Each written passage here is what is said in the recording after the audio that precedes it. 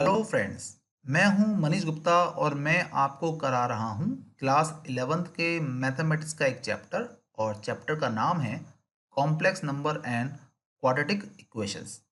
ये चैप्टर मैं आपको एनसीईआरटी बुक से करा रहा हूं और आज इस चैप्टर पर मेरा 4th लेक्चर है। आज का हमारा टॉपिक है types of operation in complex numbers. और आज इस टॉपिक के अंदर हम addition of complex number, difference of complex number and properties of addition of complex number को समझेंगे। फ्रेंड्स, इस चैप्टर को मैं आपको पूरा कराऊंगा और क्योंकि मैं जो लेक्चर बना रहा हूं वो सीक्वेंस में बना रहा हूं, तो मेरी रिक्वेस्ट है उन बच्चों से जो इस चैप्टर को मुझसे बहुत अच्छे से करना चाहते हैं, आप प्लीज़ मेरी वीडियोस को सीक्वेंस में देखें। ऐसा करने से ये चैप्टर आपको बहुत अच्छे से समझ में आएगा। चलिए स्टार्ट करते हैं आज की पढ़ाई। चलिए अब हम बात करेंगे ऑपरेशन ऑफ सेट्स की। सबसे पहला जो ऑपरेशन है कॉम्प्लेक्स नंबर के अंदर वो है एडिशन। उसके बाद हम बात करेंगे सब्ट्रैक्शन या डिफरेंसेस की। तीसरा है हमारा मल्टीप्लिकेशन। चौथा है हमारा डिवीजन। पांचवा है conjugate of a complex number. छठा है modulus of a complex number. और सातवां है reciprocal of a complex number. तो एक एक करके हम इन सब के बारे में पढ़ेंगे। तो सबसे पहले हम लोग पढ़ेंगे addition of two complex number के बारे में। देखिए, दो कॉम्प्लेक्स नंबर को हम ऐड कैसे करते हैं। मान लीजिए कि मेरे पास एक कॉम्प्लेक्स नंबर है जिसका नाम है Z1 और ये है a प्लस आयोटा बी। और एक मेरे पास कॉम्प्लेक्स नंबर है Z2 और ये है c प्लस आयोटा डी। अब मैं चाहता हूं कि मैं Z1 में प्लस करूं Z2 को। मैं a प्लस आयोटा बी में प्लस करूंगा c प्लस आयोटा डी को। तो हम क्या करेंगे, पहले हम ब्रैकेट खोल लेते हैं। A plus iota B plus C plus iota D. आप ये वाली बात जानते ही हैं कि हम लोग लाइक टर्म्स के अंदर लाइक टर्म्स को ही प्लस कर सकते हैं। तो ए हमारा रियल पार्ट है और सी भी हमारा रियल पार्ट है, यानी ये दोनों लाइक टर्म्स हैं। तो मैं ए में प्लस कर दूंगा सी को। और ये मेरा इमेजिनरी पार्ट है, ये भी मेरा इमेजिनरी पार्ट है। तो मैं इमेजिनरी पार्ट में इमेजिनरी पार्ट को प्लस करूंगा। तो मैं आयोटा बी में प्लस करूंगा आयोटा डी को। तो मेरे पास आएगा ए प्लस सी प्लस, इन दोनों में से मैं आयोटा कॉमन ले सकता हूं, तो मैंने आयोटा कॉमन ले लिया। ये हो गया बी प्लस में डी। तो ये मेरा रियल पार्ट हो गया, ये मेरा इमेजिनरी पार्ट हो गया। तो इस तरीके से मैंने Z1 में प्लस किया Z2 को और आप देख रहे हैं कि जो रिजल्ट है वो एक कॉम्प्लेक्स नंबर है। तो इस तरीके से हम दो कॉम्प्लेक्स नंबर को प्लस कर सकते हैं। चलिए अब हम समझेंगे difference of two complex numbers, यानी कि अगर मुझे दो कॉम्प्लेक्स नंबर के बीच में डिफरेंस निकालना है। तो मैंने आपके सामने यहाँ पर दो कॉम्प्लेक्स नंबर लिखे हैं, Z1 जिसकी वैल्यू है a प्लस आयोटा बी और Z2 जिसकी वैल्यू है c प्लस आयोटा डी। अब हम इन दोनों का डिफरेंस निकालना चाहते हैं। तो मैंने Z1 में से माइनस किया Z2 को। तो जो Z1 की वैल्यू है वो क्या है, वो है a प्लस आयोटा बी और ये बीच में माइनस है तो मैं यहाँ लगाऊंगा माइनस साइन। और Z2 की वैल्यू कितनी है, वो है c प्लस आयोटा डी। तो पहले हम ब्रैकेट को ओपन करेंगे तो ये जाएगा a plus iota b, minus करेंगे। आप देख रहे हैं कि ब्रैकेट के बाहर माइनस साइन है तो ब्रैकेट के अंदर के साइन चेंज हो जाएंगे। ये प्लस का सी है तो ये माइनस का सी हो जाएगा। ये प्लस का आयोटा डी है तो ये माइनस का आयोटा डी हो जाएगा। अब आपको तो पता है कि लाइक टर्म्स के अंदर से ही हम लाइक टर्म को माइनस करते हैं, यानी इसके अंदर से हम इसको माइनस करेंगे। तो ये हो जाएगा a माइनस सी और इसके अंदर से हम इसको माइनस करेंगे। तो मैं इसको यहाँ लिख लेता हूँ, ये है प्लस का आयोटा बी और ये है माइनस का आयोटा डी। अब ये हो जाएगा a माइनस सी, इन दोनों में से मैं आयोटा कॉमन ले सकता हूँ। तो क्योंकि यहाँ पर साइन प्लस का है तो मैंने प्लस आयोटा कॉमन ले लिया, तो ये बचेगा प्लस का बी और ये हो जाएगा माइनस का डी। ये मेरा रियल पार्ट है और ये मेरा इमेजिनरी पार्ट है। तो हमने देखा कि जब हम दो कॉम्प्लेक्स नंबर को माइनस करते हैं तो रिजल्ट हमारा एक कॉम्प्लेक्स नंबर ही आता है। तो आपको ये वाली बात समझ में आ गई होगी कि जिस तरीके से हम दो कॉम्प्लेक्स नंबर को प्लस करते हैं ठीक उसी तरीके से हम दो कॉम्प्लेक्स नंबर को माइनस करते हैं। दो कॉम्प्लेक्स नंबर को प्लस करने पर और दो कॉम्प्लेक्स नंबर को आपस में माइनस करने पर हमें एक कॉम्प्लेक्स नंबर मिलता है। अब हम पढ़ेंगे प्रॉपर्टीज ऑफ एडिशन के बारे में। तो आप देख सकते हैं कि मैंने आपके सामने 5 प्रॉपर्टीज लिखी हैं जो एडिशन की हैं। मैं एक एक करके इन प्रॉपर्टीज को आपको समझा देता हूं। हाँ जी, जैसे कि आप देख सकते हैं कि हमारी सबसे पहली प्रॉपर्टी है क्लोजर लॉ की। तो क्लोजर लॉ ये कहता है कि अगर आप दो कॉम्प्लेक्स नंबर को आपस में प्लस करते हैं तो रिजल्ट हमारा एक कॉम्प्लेक्स नंबर ही आता है। आपको याद होगा कि अभी थोड़ी देर पहले मैंने आपको जब एडिशन समझाया था दो कॉम्प्लेक्स नंबर का, तो मैंने यही एग्जांपल लिया था। तो इन दोनों कॉम्प्लेक्स नंबर को प्लस करने के बाद ये मेरा रिजल्ट आया था। तो आप देख सकते हैं कि ये मेरा रियल पार्ट है और ये मेरा इमेजिनरी पार्ट है। तो मैंने आपसे यही कहा था। तो क्लोजर लॉ हमारा यही कहता है कि दो कॉम्प्लेक्स नंबर को प्लस करने के बाद हमें जो रिजल्ट मिलता है वो एक कॉम्प्लेक्स नंबर होता है, और ये वाली बात मैंने आपको यहाँ पर दिखा दी है। दूसरा है हमारा कॉम्यूटेटिव लॉ। कॉम्यूटेटिव लॉ का मतलब ये होता है कि जब दो कॉम्प्लेक्स नंबर को आपस में प्लस किया जाता है तो आप उन्हें किसी भी ऑर्डर में प्लस करें तो आपका रिजल्ट सेम रहेगा। यानी अगर आप Z1 में प्लस करते हैं Z2 को तो आपका रिजल्ट वही आएगा कि आप पहले Z2 प्लस कर लीजिए Z1 के साथ। ठीक है, तो इसी एग्जाम्पल को मैं आगे कंटिन्यू कर रहा हूं। मैंने आपके सामने Z1 प्लस Z2 तो कर लिया है। अब मैं आपको यहां पर Z2 प्लस Z1 करके बता देता हूं। तो Z2 की वैल्यू कितनी है? Z2 की वैल्यू है C plus iota D। Plus करूंगा Z1 और Z1 की वैल्यू कितनी है? वो है A प्लस आयोटा B। तो मैं पहले ब्रैकेट को ओपन कर लेता हूं, तो ये हो जाएगा C plus iota D plus A plus iota B। तो आपको पता ही है कि लाइक टर्म के अंदर हम लाइक टर्म को प्लस करते हैं, यानी C के अंदर प्लस करूंगा A को, तो क्या हो जाएगा? ये हो जाएगा C प्लस A प्लस, इनमें से मैं आयोटा कॉमन ले लेता हूं। तो आयोटा कॉमन लूंगा तो मेरे पास बचेगा D प्लस में B। तो Z2 प्लस Z1 करके मुझे ये रिजल्ट मिल रहा है। अब आप इसको थोड़ा सा अरेंज कर सकते हैं। कैसे? जैसे ये C प्लस ए लिखा है तो आप इसको A प्लस सी भी लिख सकते हैं, प्लस आयोटा ये D प्लस बी लिखा है तो आप उसको B प्लस डी भी लिख सकते हैं। तो ये क्या है मेरा? ये है मेरा Z2 प्लस में Z1। तो आप देख रहे हैं कि जो यहाँ लिखा हुआ है वही यहाँ पर भी लिखा हुआ है। तो इससे क्या बात प्रूव हो गई? इससे बात प्रूव हो गई कि हम Z1 में प्लस करें Z2 को तो जो हमें रिजल्ट मिलेगा ये वही मिलेगा कि अगर हम Z2 को प्लस करते हैं Z1 के साथ। तो ये था मेरा कॉम्यूटेटिव लॉ। चलिए अब हम आएंगे हमारी थर्ड प्रॉपर्टी पर जिसका नाम है एसोसिएटिव लॉ। देखिए एसोसिएटिव लॉ तीन कॉम्प्लेक्स नंबर के बीच में लगता है। तो प्रॉपर्टी हमारी कहती है कि Z1 में प्लस करिए Z2 को और जो रिजल्ट आएगा उसके अंदर आप प्लस करिए Z3 को। तो रिजल्ट आपका वही रहेगा कि आप Z1 में प्लस करिए जो रिजल्ट आपको Z2 प्लस Z3 करके मिल रहा है। तो मैं एक काम करता हूँ, मैं यहाँ पर तीन कॉम्प्लेक्स नंबर लेट कर लेता हूँ। मैंने Z1 को लेट किया, A प्लस आयोटा B। मैंने Z2 लेट किया, C प्लस आयोटा D। मैंने Z3 लेट किया, E plus iota F।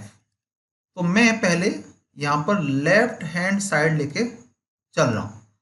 Left hand side क्या है मेरी? वो है कि Z1 में प्लस किया जाएगा Z2 को और जो रिजल्ट आएगा उसमें प्लस किया जाएगा Z3 को। तो मैं काम करता हूँ, मैं यहाँ पर लगाता हूँ ऐसे ब्रैकेट और पहले लिखता हूँ वैल्यू Z1 की। Z1 की वैल्यू है A प्लस आयोटा B और इसमें प्लस करता हूँ Z2 की वैल्यू को जो कि है C प्लस आयोटा D और ब्रैकेट बंद कर देता हूँ। फिर मैं प्लस करूँगा Z3 को, तो मैं Z3 की वैल्यू सिर्फ लिख लेता हूँ जो कि है E प्लस आयोटा F। तो पहले मैं इस ब्रैकेट को सॉल्व करूँगा तो मुझे क्या मिलेगा? यहाँ से मुझे मिलेगा A प्लस सी, क्योंकि मैं A में C को ही प्लस कर सकता हूँ। तो ये मेरे पास आया A प्लस में C प्लस, मैं इन दोनों में से आयोटा कॉमन ले लूंगा तो मेरे पास बचेगा B प्लस में डी, बी प्लस डी। तो इसको प्लस करके मुझे ये रिजल्ट मिल रहा है। और अब मेरे पास क्या है, मेरे पास यहाँ पर है ई प्लस आयोटा एफ। तो देखिए ये मेरा रियल पार्ट है, यहाँ पर ये रियल पार्ट है। तो रियल पार्ट में हम रियल पार्ट को प्लस कर सकते हैं, ठीक है, क्योंकि लाइक टर्म के अंदर लाइक टर्म को ही प्लस किया जाता है। तो मेरे पास आएगा ए प्लस सी प्लस ई। और मैं इन दोनों को सॉल्व करूंगा क्योंकि ये मेरा इमेजिनरी पार्ट है और ये भी मेरा इमेजिनरी पार्ट है, और दोनों में से आयोटा कॉमन ले लूंगा। तो मैंने आयोटा कॉमन ले लिया, तो यहाँ बचता है मेरे पास बी प्लस डी प्लस यहाँ पर बचेगा एफ। तो हम देख सकते हैं, तो ये मेरा है रियल पार्ट और ये मेरा पार्ट क्या है, इमेजिनरी है। तो रिजल्ट क्या है, एक कॉम्प्लेक्स नंबर है। अब मैं सॉल्व करूंगा राइट हैंड साइड को। देखिए ध्यान से, राइट हैंड साइड को क्या है, पहले मेरे पास z1 है, उसे मुझे प्लस करना है z2 प्लस z3 के रिजल्ट को। तो पहले मैंने z1 की वैल्यू पुट करी यहाँ पर, जो कि है a प्लस आयोटा b, और प्लस पहले लगाया मैंने बड़ा ब्रैकेट, उसके बाद में z2 और z3 की वैल्यू पुट करूंगा इसी ऑर्डर में। तो z2 की वैल्यू कितनी है, z2 की वैल्यू है c प्लस में आयोटा d, और प्लस में z3 की वैल्यू है e प्लस आयोटा f। आप चाहें तो यहाँ पे ऐसे ब्रैकेट भी लगा सकते हैं, ओके। तो ये मेरे पास है a plus iota b plus, मैं एक काम करता हूँ ब्रैकेट्स को ओपन कर देता हूँ, तो देगा c प्लस में iota d plus e plus में आयोटा f। तो ये हो गया a plus iota b plus ये हो जाएगा c प्लस e, क्योंकि ये c और ये e दोनों लाइक टर्म्स हैं, क्योंकि दोनों रियल पार्ट्स हैं। तो ये जाएगा c प्लस में e, और मैं इन दोनों में से आयोटा कॉमन ले लूंगा, तो प्लस आयोटा कॉमन आ गया, तो ये होगा d प्लस में f। ऑलराइट, तो अब मैं इस बड़ी वाली ब्रैकेट को भी ओपन कर देता हूँ, ठीक है। तो ये क्या आ गया मेरे पास, ये आ गया c प्लस में e plus iota d plus में f। तो यहाँ पर रियल पार्ट ये है, यहाँ पर रियल पार्ट ये है, तो ये दोनों आपस में हो जाएंगे प्लस। तो ये जाएगा a प्लस सी प्लस में e, यहाँ पर इमेजिनरी पार्ट ये है और यहाँ पर इमेजिनरी पार्ट ये है, तो ये आपस में हो जाएंगे प्लस। दोनों में से आयोटा कॉमन ले लेता हूँ, तो यहाँ बचेगा मेरे पास b, और यहाँ पर बचेगा d प्लस में f। तो आप देख सकते हैं कि ये इसके इक्वल है और ये इसके इक्वल है। तो इस तरीके से मेरी लेफ्ट हैंड साइड और मेरी राइट हैंड साइड दोनों इक्वल आ गई हैं। तो इस तरीके से मैंने एसोसिएटिव लॉ को प्रूव करके आपको बताया। अब हमारी फोर्थ प्रॉपर्टी है एग्जिस्टेंस ऑफ एडिटिव आइडेंटिटी। देखिए इसका मतलब क्या होता है, जैसे मैं कहूँ कि मुझे 5 में क्या प्लस करना चाहिए कि मेरा रिजल्ट 5 ही आ जाए, तो आप कहेंगे कि सर आप इसके अंदर 0 प्लस कर दीजिए, तो रिजल्ट आपका 5 ही रहेगा। अगर मैं कहूँ आपसे कि 15 में मैं क्या प्लस करूँ कि मेरा रिजल्ट 15 ही आ जाए, तो आप कहेंगे कि सर आप 0 प्लस कर दीजिए, तो आपका रिजल्ट 15 आ जाएगा। तो बच्चों ये जो 0 है, हम इसी को बोलते हैं एडिटिव आइडेंटिटी, ठीक है। यानी आप किसी नंबर में 0 प्लस कर दीजिए तो आपका रिजल्ट वही नंबर वापस लौट के मिल जाता है। तो यहाँ पर देखिए जो 0 है वो है 0 प्लस 0 आयोटा, तो ये क्या हो गया, ये कॉम्प्लेक्स नंबर हो गया, ठीक है। Is called additive identity for any complex number z, because z plus 0 is equal to क्या होता है, z होता है। चलिए मैं आपको ये वाली बात प्रूव करके ही बता देता हूँ।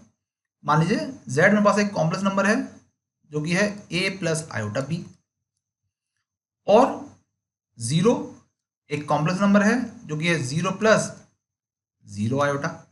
आयोटा पहले लगाइए या बाद में लगाइए, इससे कोई फर्क नहीं पड़ता है। तो मैं z में अगर प्लस करूं 0 को, यानी कि a प्लस आयोटा b के अंदर प्लस 0 प्लस 0 आयोटा, तो ये रियल पार्ट है और यहाँ पर ये रियल पार्ट है, इन्हें आपस में प्लस करेंगे। a प्लस में 0 प्लस इन दोनों से मैंने आयोटा कॉमन ले लिया, तो मुझे मिलेगा b प्लस में 0। अब a प्लस 0 क्या होता है, वो a ही होता है, प्लस में आयोटा b प्लस 0 क्या होता है, ये b होता है। तो आ गया ना आपका वही कॉम्प्लेक्स नंबर। तो ये था आपका एग्जिस्टेंस ऑफ एडिटिव आइडेंटिटी। चलिए अब हम बात करेंगे हमारी फिफ्थ प्रॉपर्टी, जिसका नाम है एग्जिस्टेंस ऑफ एडिटिव इनवर्स। अगर मैं आपसे पूछूं कि 5 में क्या प्लस किया जाए कि मेरा रिजल्ट 0 आ जाए, तो आप मुझे क्या बताएंगे? सोचिए सोचिए। आप मुझसे कहेंगे कि सर आप इसके अंदर -5 प्लस कर दीजिए, तो आपका आंसर 0 हो जाएगा। अच्छा, अगर मैं आपसे पूछूं कि -15 में मैं क्या प्लस करूं कि मेरा आंसर 0 हो जाए, तो आप कहेंगे कि सर आप इसके अंदर 15 प्लस कर दीजिए, तो आपका आंसर 0 हो जाएगा। जैसे 5 का अगर साइन चेंज कर दिया जाए तो मुझे क्या मिलेगा, मुझे मिलेगा -5। तो मैंने 5 में प्लस कर दिया -5, इससे मेरा रिजल्ट 0 हो गया। ऐसे ही -15 का जब मैंने साइन चेंज किया तो मुझे क्या मिला, +15। तो जब -15 में प्लस किया +15, तो मेरा रिजल्ट 0 हो गया। इस तरीके से हम देख सकते हैं कि -z is called the additive inverse of any complex number z। तो अगर कोई कॉम्प्लेक्स नंबर z है तो उसका जो एडिटिव इनवर्स है वो होगा -z। ठीक है, क्योंकि z प्लस -z क्या होता है, 0 होता है। चलिए मैं आपको एक एग्जांपल लेके समझाता हूँ। सपोज मेरे पास कॉम्प्लेक्स नंबर है z, जो है a प्लस आयोटा b। अब मैं क्या करता हूँ, मैं -z निकाल लेता हूँ, तो क्या हो जाएगा, ये हो जाएगा minus of a plus iota b। तो ये मेरा हो जाएगा -a माइनस आयोटा b। ठीक है, तो अब मैं z में प्लस करता हूँ -z को, यानी मैं a प्लस आयोटा b में प्लस कर रहा हूँ किसको, ये -a माइनस आयोटा b को। तो मेरे पास आएगा a प्लस आयोटा b, और जब ब्रैकेट को मैं ओपन करूंगा, क्योंकि ब्रैकेट के बाहर प्लस साइन है तो ब्रैकेट के अंदर साइन चेंज नहीं होंगे, तो ये आएगा मेरे पास माइनस का a और माइनस का आयोटा b। अब आप इन दोनों को प्लस करेंगे, यानी a में प्लस करेंगे -a को, प्लस आप इन दोनों में से आयोटा कॉमन लेंगे तो आएगा b माइनस का b। तो ये हो जाएगा आपका 0, ये दोनों आपके 0 हो जाएंगे, और ये भी 0 हो जाएगा, तो प्लस में 0 आयोटा। तो ये किसके बराबर होता है, ये होता है 0 के। ठीक है ना, तो रिजल्ट मेरे पास आ गया है। तो हम ये कह सकते हैं कि जो भी मुझे कॉम्प्लेक्स नंबर दिया जाएगा उसका अगर मुझे निकालना है एडिटिव इनवर्स, तो मैं उसका साइन चेंज कर दूंगा। चलिए मैं आपको एक एग्जांपल लेके और बताता हूँ। अगर मेरे पास z है 2 माइनस 3 आयोटा, तो इसका एडिटिव इनवर्स क्या होगा, वो होगा -z। यानी कि इसका आप साइन चेंज कर दीजिए, ये प्लस का 2 है तो माइनस का 2 हो जाएगा, ये माइनस का 3 आयोटा है तो ये प्लस का 3 आयोटा हो जाएगा, बस। तो ये हो गया एडिटिव इनवर्स। फ्रेंड्स, मुझे पूरी उम्मीद है कि जो आज आपको मैंने पढ़ाया है वो आपको बहुत अच्छे से समझ में आया होगा। अगर फिर भी कोई डाउट है तो आप मुझे कमेंट बॉक्स में लिखें, मैं उसके ऊपर एक नई वीडियो बना के आपको दे दूंगा। अगर आपको आज का मेरा पढ़ाया पसंद आया है तो आप प्लीज़ मेरी वीडियो को लाइक और शेयर जरूर करें, और फ्यूचर में इस तरह की वीडियोज़ को और देखने के लिए मेरे चैनल को भी सब्सक्राइब करें, और सब्सक्राइब के बराबर जो बेल आइकन है उसे जरूर दबाएं, ताकि मैं जब भी कोई नई वीडियो अपलोड करूं तो उसका नोटिफिकेशन आपके पास आ जाए। चलिए मिलते हैं अगली वीडियो में एक नए टॉपिक के साथ, तब तक के लिए बाय बाय, थैंक यू।